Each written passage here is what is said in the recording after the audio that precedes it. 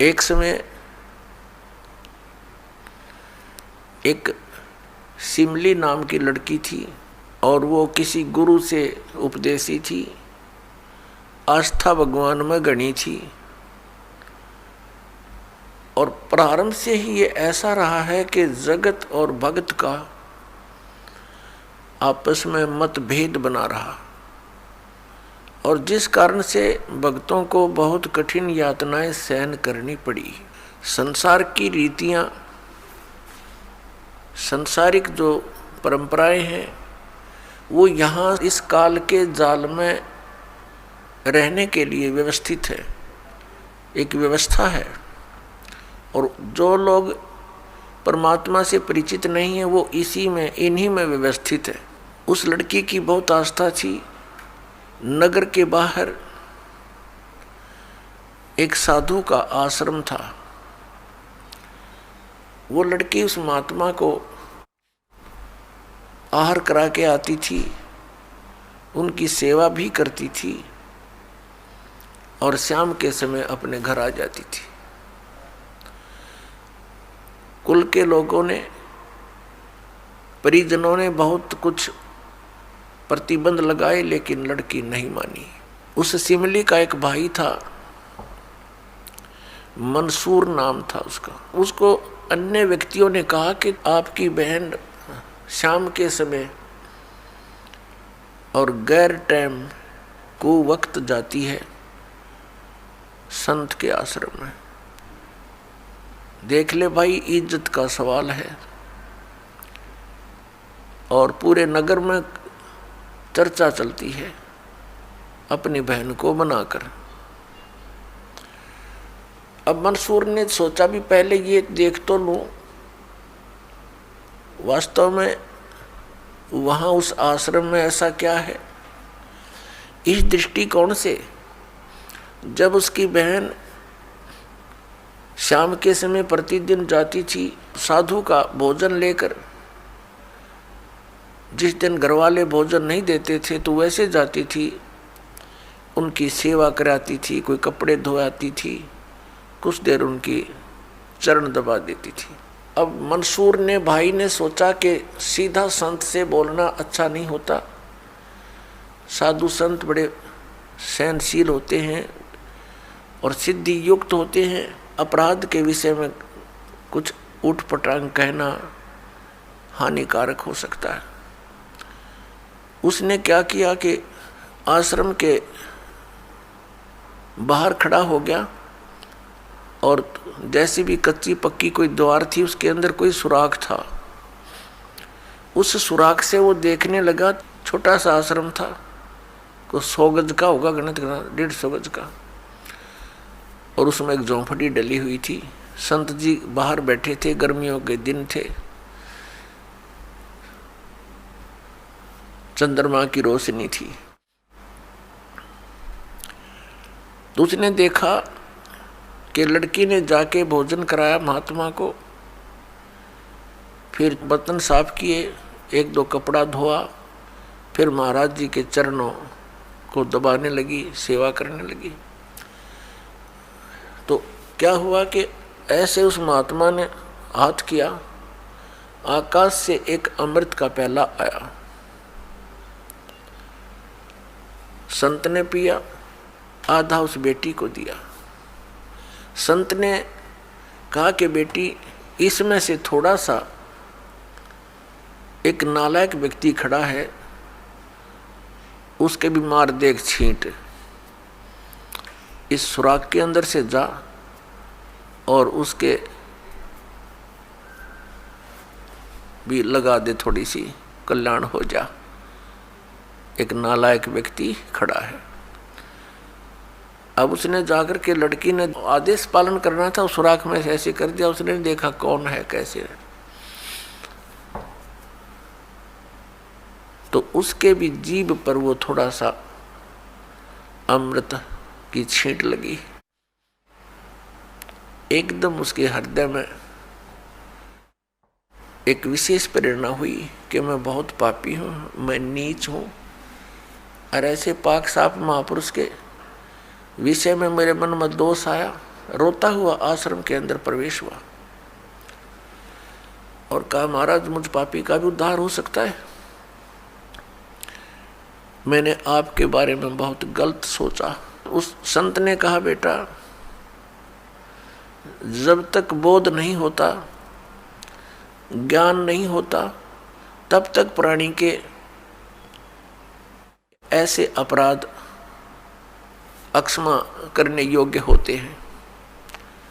और बेटा कोई जानबूझ कर करोगे, दीक्षा उपदेश लेने के बाद आपके मन में ऐसा संत के गुरु के प्रति दोष आता है तो फिर आप पाप के भागी भारी बन जाओगे। काफी देर सत्संग सुनाया। प्रतिदिन वो भक्त अपनी बहन के साथ दिल्ली आने लग गया। खूब सत्संग सुना, दोनों बहन भाई मिलकर सेवा करते थे। फिर क्या हुआ कि उसके हृदय में एक ऐसी प्रेरणा हुई, अनल हक। उस संत ने उसको एक मंत्र दे दिया, अनल हक, कि इसका जाप किया कर। अपन आत्माओं, पिछले पुण्यकर्मी प्राणी ही परमात्मा की खोज में लगते हैं। उनको ही इतना शीघ्र इन बातों का असर होता है, संत के वचनों का। तो महान पुण्यात्माओं में से एक था मंसूर, और संत की कृपा से उसके पिछले पुण्य स्टार्ट हो जाते हैं, उदय हो जाते हैं, और वो प्रेरित होकर के वो भक्ति प्रारंभ कर देता है। जैसे एक फॉर एग्जाम्पल, जैसे कोई कटोरी में घी डाल रखा है, उसमें एक ज्योति भी रखी है, और वो ज्योति जला रखी थी, बुझ गई, घी भी है उसके अंदर, बनी बनाई बाती भी उपलब्ध है। एक सीख लगाने की आवश्यकता है, वो जग जाएगी। तो जितने भी पुण्यकर्मी प्राणी हैं, जो भी साधु संत महापुरुषों के प्रवचन सुनते हैं, किसी भी संत के, चाहे उसने भक्ति मार्ग का कति ज्ञान नहीं, लेकिन भगवान की महिमा तो वो भी सुना ही देते हैं। तो उससे क्या होता है कि वह ज्योत जग जाती है। अब वह ज्योत तक जगगी जब तक पूर्व जन्म का उसके अंदर घी है, यानी पुण्य है, तो वो जगेगी, प्रेरणा बनी रहेगी भगवान के पाने की। यदि आगे उसमें विधि घी उसके पास नहीं है डालने के लिए, तो वो ज्योति भी जल जाएगी और घी भी समाप्त हो जाएगा, और सारा कटोरा व कटोरी काली हो जाएगी। तो पुण्यात्मा, उस अनल हक मंत्र के गुरु जी ने दे दिया जो मंत्र देना था उसको। अनल हक का अर्थ होता है अहम ब्रह्मास्मि, मैं ही ब्रह्म हूं, मैं ही परमात्मा हूं, अनल हक। हालांकि ये कोई मंत्र वंत्र नहीं था, लेकिन उस मंसूर के अंदर वो पूर्व जन्म का घी और ज्योति रह रही थी, वह जगेगी। अब उस मंत्र से भविष्य में तो कोई लाभ उसको होना नहीं था, क्योंकि वो चार्जर ठीक नहीं था। पूर्व जन्म की बैटरी से उसमें इतना प्रभाव था, इतने पुण्यों से, कि उसने अनल हक कहना शुरू कर दिया कि मैं ही परमात्मा हूँ। अब भोली आत्माओं, पुण्यात्माओं को जैसा भी गुरु ज्ञान देता है, वो तो दृढ़ होते हैं। गुरु जी ने 2 दूना 6 कह दिया तो वो 6 ही बोलते रहेंगे। घर वाला कहेगा, कोई उसको बताना चाहेगा, वो नहीं मानेगा, कहता नहीं मेरे गुरु जी ने ऐसे ही बोला। तो अबोध बच्चे ऐसे ही होते हैं। इस बात का ज्ञान पूरे मुसलमान धर्म में हुआ, क्योंकि वो मुसलमान धर्म से संबंधित था, और मुसलमान धर्म ये मानता है कि जीव ब्रह्म नहीं हो सकता। वैसे तो जीव ब्रह्म हो ही नहीं सकता, ये तो अंडरस्टूड है। जीव तो ब्रह्म है ही नहीं, ब्रह्म अलग है, जीव अलग है। ब्रह्म मीन भगवान, जो जीव का भी उत्पत्ति करता है। लेकिन मुसलमान धर्म ये मानते हैं कि पृथ्वी पर परमात्मा नहीं आ सकता। वह तो 7वें आसमान में रहता है, 7वें स्वर्ग में।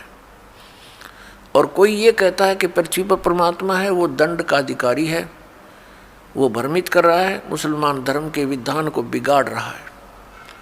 इस कारण से मंसूर को बहुत बार समझाया, राजा तक बात गई, बहुत कुछ कहा लेकिन नहीं माना, अनलहक करता रहा। उसको कहा कि तू ऐसा मत बोल। अब साधु को तो कोई बोल नहीं सके था कि वो क्या मंत्र दे रहा है, लेकिन पब्लिक के अंदर जब बात आ जाती है तो वो अपना पूरा जोर शोर से विरोध करते हैं। अब क्या हुआ कि वो नहीं माना तो उसको चौराहे पर खड़ा कर दिया, बांध दिया उसको चौराहे पर। और फिर क्या कहा कि या तो तू अनलहक कहना छोड़ दे, नहीं तो तेरे पत्थर मारेंगे। उसने फिर कहा अनलहक, क्योंकि वो तो मदमस्त हो गया था, अलमस्त हो गया था। ऐसी स्थिति पूर्वजनों के पुण्यों से होती है, और भविष्य की भक्ति नहीं होती है तो वो नष्ट हो जाता है उस जीवन ऐसी पुण्यात्मा का। तो उसको सजा दी गई कि पूरे नगर के व्यक्ति इसको पत्थर मार मार के इसका वध करेंगे। ऐसी सजा दें ताकि और भी कोई ऐसी हिम्मत ना करे। तो सभी लाइन में आ रहे थे और पत्थर मार रहे थे, तू पापी है, पत्थर मार रहे थे, निकल जाते थे। अब उसकी बहन सिमली का भी नंबर आ गया। जब और पत्थर लगा रहे थे वो हंस रहा था, अनलहक अनलहक हंस रहा था। और जब उसकी बहन सिमली का नंबर आया वो भी लाइन में खड़ी थी। तो बहन ने सोचा पत्थर तो मैं नहीं मारूंगी, लेकिन लोक लाज में आके उसने फूल उठा लिया कि मैं फूल मार आऊंगी उसके। यहाँ ये लोग भी ना मेरा विरोध करेंगे और भाई का चोट भी ना लगेगी। उसने फूल मारा, फूल मारते ही वो रोने लग गया, बहुत बुरी तरह रोने लगा।